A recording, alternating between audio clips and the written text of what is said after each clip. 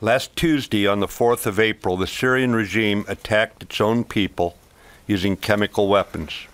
I have personally reviewed the intelligence, and there is no doubt the Syrian regime is responsible for the decision to attack and for the attack itself.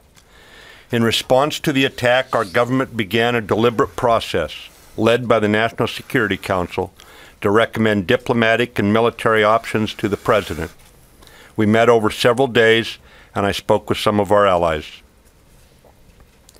The National Security Council considered the near century-old international prohibition against the use of chemical weapons, the Syrian regime's repeated violations of that international law, and the inexplicably ruthless murders the regime had committed. We determined that a measured military response could best deter the regime from doing this again.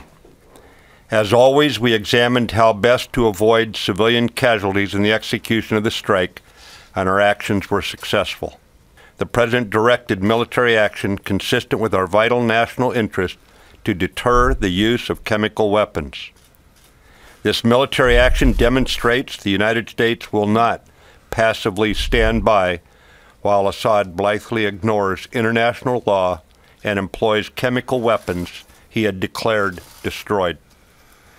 We were aware of the presence of Russians at the airfield and took appropriate actions to ensure no Russians were injured in the attack.